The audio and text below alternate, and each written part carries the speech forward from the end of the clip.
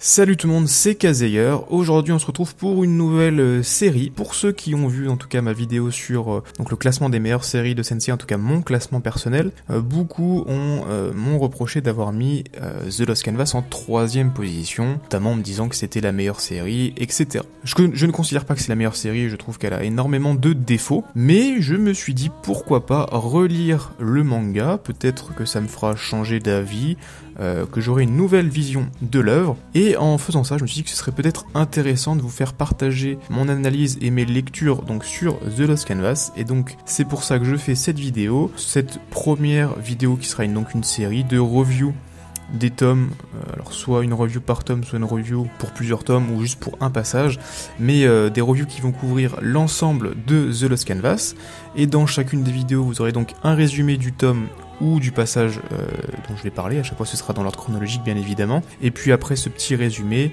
il y aura une analyse du dit tome, des tomes ou du passage. Donc aujourd'hui on va parler du premier tome de Senseiya The Lost Canvas.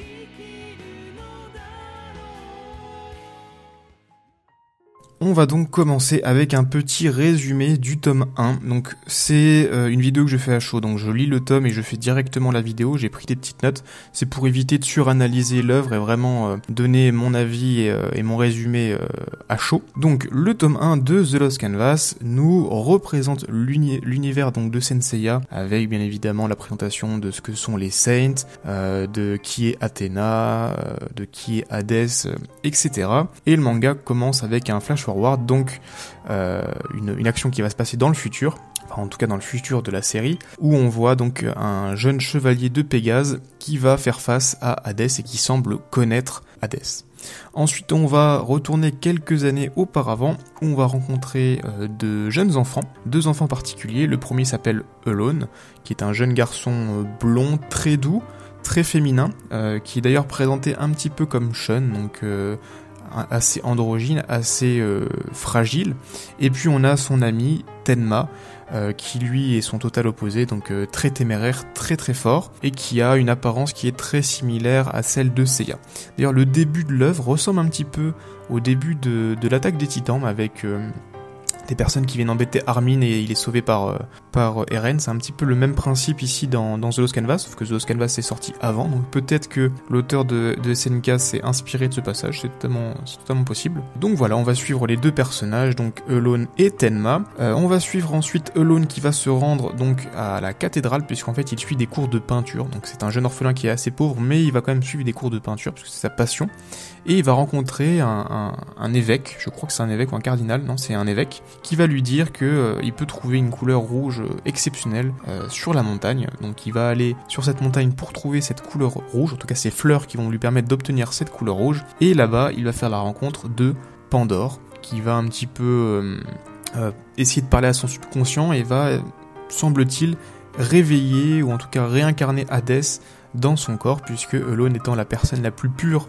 qui existe, en tout cas au moment de The Lost Canvas, donc au XVIIIe siècle, Hadès se réincarne dans son corps. Une fois qu'il s'est réincarné, alors on sait juste qu'Hadès a pris possession, en tout cas il est rentré dans son corps, il n'a pas encore pris possession de son âme, il peut pas encore le contrôler. Par contre son cosmos s'est éveillé, ce qui a fait se réveiller les spectres, et donc qui a attisé la curiosité aussi des Saints, qui envoient donc Doko pour essayer de tuer donc l'hôte d'Hadès avant qu'il ne s'éveille complètement.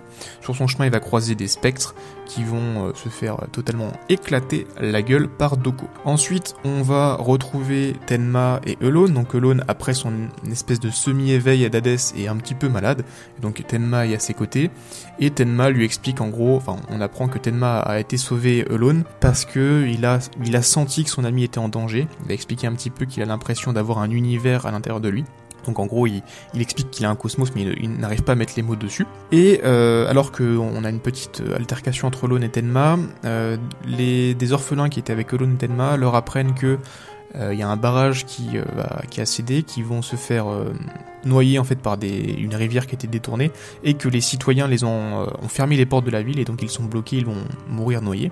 Donc Elone décide de partir au village pour essayer de convaincre les villageois de leur ouvrir la porte, et Tenma lui va essayer de trouver une solution pour empêcher que la rivière les submerge, et en fait il va tomber face à un barrage qui provoque le détournement de la rivière, donc il va essayer de le casser à main nue, mais bien évidemment un enfant n'a pas la force pour casser un barrage à main nue. Il va donc essayer de se concentrer sur cette énergie qu'il ressentait en lui, et il va réussir à faire exploser son cosmos sans aucun entraînement, et va détruire le barrage en un seul coup de poing. Doko qui passait par là va être témoin de cette scène, il va être plutôt étonné du fait que Tenma ait une puissance aussi forte alors qu'il n'a jamais reçu d'entraînement. Il va le sauver et il va ensuite lui demander en fait de venir avec lui au sanctuaire pour recevoir un entraînement de Saints, pour pouvoir non pas juste protéger ses amis et ses amis orphelins, mais également l'ensemble de l'humanité. Donc Tenma décide de partir au sanctuaire et Alone donc continue sa passion d'être peintre. On va ensuite aller au sanctuaire, on va découvrir l'identité de tous les Gold Saints. On va avoir une explication aussi de ce que c'est le cosmos. Doko va expliquer à Tenma ce qu'est le cosmos dans une scène qui est d'ailleurs très proche de celle du manga originel, avec la scène entre Seiya et Marine. Voilà, Tenma s'entraîne un petit peu, et puis il va être interloqué par un cosmos qui ressemble à celui de Lone. Il va essayer de trouver ce cosmos, et en fait il va se rendre compte que c'est une jeune fille qui s'appelle Sacha, et cette jeune fille a la particularité en fait d'être la sœur de Lone, puisque étant plus jeune, Sacha a habité avec Alone et Tenma, ils étaient d'ailleurs tous les trois amis, et puis elle est partie au sanctuaire un peu plus tard, on verra dans les prochains tomes pourquoi, et donc Tenma refait connaissance un petit peu avec son ami Sacha, et au même moment un spectre attaque Tenma et Sacha, et va essayer donc du coup de tuer Sacha, puisque elle est en fait la réincarnation d'Athéna. Tenma n'a pas la puissance pour battre le spectre, c'est donc Chion du Bélier, un chevalier d'or, qui va intervenir et qui va défoncer la gueule du spectre. Ensuite on a un passage éclair où on apprend que Tenma devient le chevalier de Pégase, qui est un petit peu dommage, on n'a pas vu les combats. C'était un élément intéressant dans le manga, mais ici on voit juste qu'il devient le chevalier de Pégase, mais on n'a pas vu le tournoi. Et ensuite, on a un retour sur Alone, qui donc continue sa peinture, mais il y a une problématique, c'est que tout ce qu'il peint meurt. Donc un jour, il va à la cathédrale pour essayer de voir en fait la peinture qui se trouve dans la cathédrale, puisque il se considère comme étant un pêcheur, et il y a une légende qui dit que si on voit cette peinture, on est repenti entre guillemets. Donc il va dans cette cathédrale et il va être accueilli par donc l'évêque, qui est d'autre que Hypnos ou Thanatos, j'ai toujours un doute entre les deux. Enfin bref, c'est un des dieux jumeaux qui va lui montrer la peinture, et en fait cette peinture c'est tout simplement Hadès, qui a le même visage que Lone. Donc ça va complètement le perturber, et il va en fait se faire un petit peu embrigader en l'expliquant qu'en fait la solution pour éviter la souffrance dans le monde, c'est la mort, et donc que ces peintures n'apportent pas la désolation comme il pouvait le croire auparavant, mais qu'en peignant il va tuer les personnes qu'il va peindre, et ces personnes vont avoir une meilleure vie au paradis, et donc Alone va embrasser son statut de seigneur des ténèbres et va devenir complètement Hadès. Donc voilà pour le résumé assez rapide du tome 1. Donc voilà, maintenant je vais un petit peu plus expliciter mon avis personnel sur ce tome 1. Donc déjà ce qu'on peut dire du tome, c'est que c'est un excellent tome de présentation de l'univers. Donc généralement les tomes 1 de tous les mangas présentent un petit peu l'univers, les lieux, les personnages, et amène le premier élément perturbateur pour lancer l'histoire. Donc là-dessus, le manga est absolument parfait. On nous présente tous les éléments qu'on doit connaître, ce que sont les Saints, qui est Athéna, qui sont les spectres, qui est Hadès, qu'est-ce que c'est le cosmos. On apprend aussi qu'il y a plusieurs castes de chevaliers, les bronzes qui sont les plus faibles, les chevaliers d'or qui sont les plus forts. On n'a pas encore de visibilité sur les silver. On a la relation entre Tenma et Alone qui est un petit peu développée. On nous montre cette relation, et puis on nous explique donc qu'une guerre sainte va débuter entre Hadès et Athéna. Donc là-dessus le tome est parfait, très bon tome, il est très dynamique, on ne s'ennuie pas du tout en le lisant, franchement c'est un plaisir de lire, c'est très divertissant, et puis bon les dessins sont vraiment très très jolis, on n'a jamais eu de dessin aussi beau en format papier pour Sensei, alors à part peut-être Sentiacho mais qui est sorti quand même plus tard. Donc là-dessus le tome est vraiment super bien, la série s'est lancée vraiment sur les chapeaux de roue, c'est vraiment un excellent tome. Maintenant il y a quelques petits reproches qu'on pourrait lui faire. Donc déjà, alors c'est pas forcément un reproche, mais c'est un truc à noter, c'est que les personnages sont des copier-coller physiques, et pour certains même psychologiques, des personnages de Senseiya.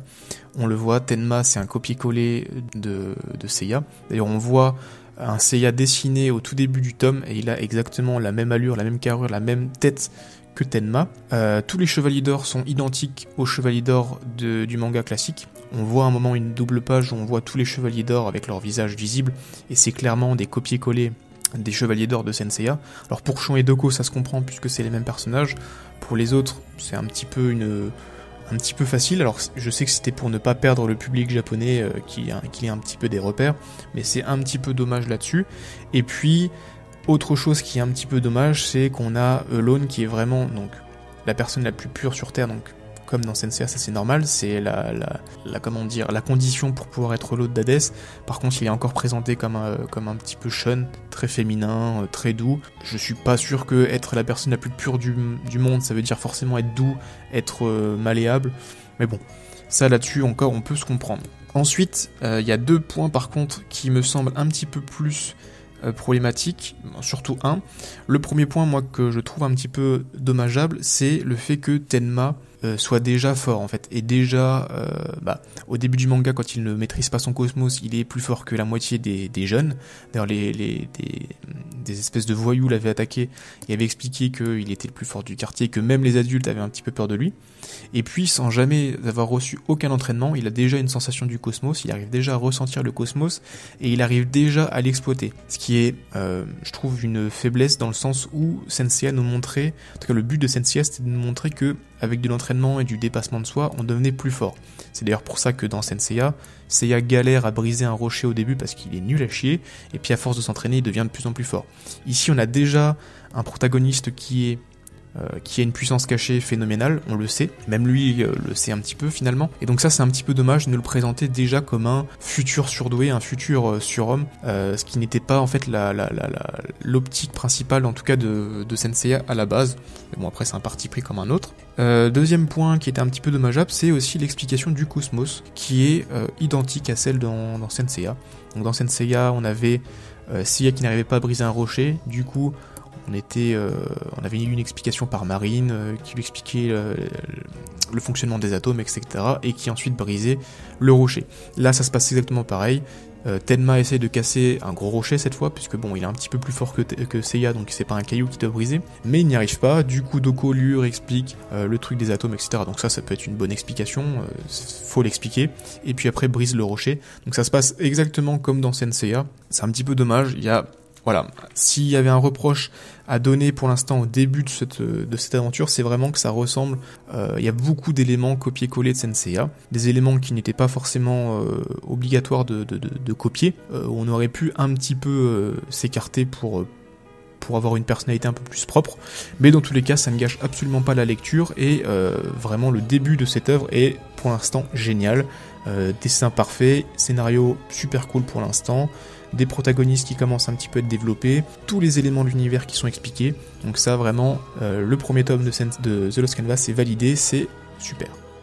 Et petit fun fact pour terminer la vidéo, à un moment, Alone peint Tenma sur un tableau et lui explique qu'il ne peut pas terminer son tableau tout simplement parce qu'il n'arrive pas à trouver une couleur qui ressemble à ses yeux, puisque les yeux marrons de Tenma apparemment deviendraient rouges de temps en temps, et qu'il n'arrive pas à retrouver ce rouge.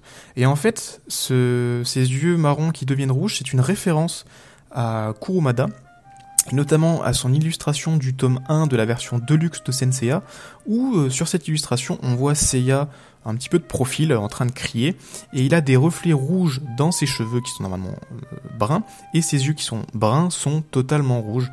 Donc voilà, petite référence de Teshirogi à Kurumada dans son manga, et d'ailleurs c'est pas les références qui manquent dans The Lost Canvas. Voilà tout ce que j'avais à dire pour le tome 1 de The Lost Canvas. Si vous avez un petit avis, un ressenti sur ce tome, qui n'est pas exactement le même que le mien, ou avoir des compléments d'informations, n'hésitez pas à le faire dans les commentaires, les commentaires sont là pour ça.